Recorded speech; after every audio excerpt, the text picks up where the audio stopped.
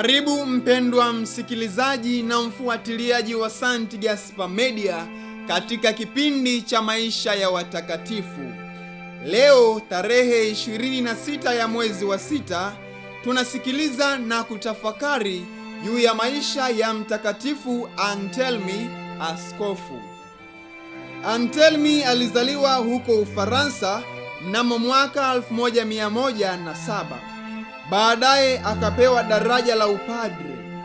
Baada ya kuitembelea monasteri ya Wakartusi ambako alikuwa na ndugu, aliamua kuingia utawani akiwa na umri wa miaka 30. Baada ya muda mfupi akafanywa mkuu wa shirika. Heshima ya utakatifu wake na busara vilimpa nguvu kiasi kwamba baba yake na ndugu yake wakamfuata katika utawa. Kundi hili dogo lilikuwa na nyumba zao zikaongezeka.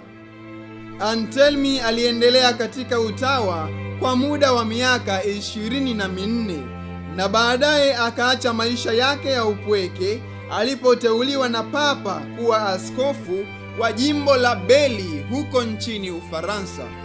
Antelmi alijiuzulu uaskofu baada ya muda si mrefu kwa sababu ya kutofautiana na Papa. Mnamo mwaka 1175 alilazimika kumfungia sakramenti mtu aitwaye Humbert aliyekuwa na cheo kikubwa serikalini kwa sababu ya makosa aliyoyafanya. Humbert akaenda kuomba msamaha kwa Papa ambaye alikuwa rafiki yake, na Papa alifuta ile adhabu aliyopewa na askofu. Basi askofu Antelmi akajiuzulu kwa sababu Humbert hakujuta dhambi zake wala kufanya kitubio. Katika hali ya namna hiyo, Papa hakuwa na uwezo wa kumwondolea adhabu aliyokuwa amepewa na askofu. Kwa sababu hiyo, Antelmi alikataa kumkomunisha Humbert. Antelmi aliishi maisha ya kawaida kwenye nyumba ya watawa kufuatana na taratibu za mambo ya imani. Antelmi alipokaribia kufa, Humbert alikuja kumwomba msamaha na kuahidi kujirekebisha.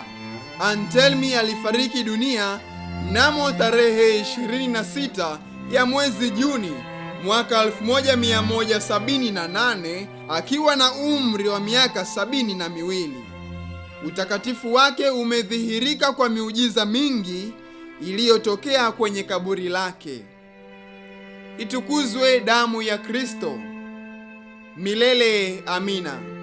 Tafakari fupi inayotokana na maisha ya Mtakatifu Antelmi askofu. Kanisa ni moja takatifu Katoliki la mitume. Ukifungiwa sakramenti na padre, umefungiwa na kanisa zima.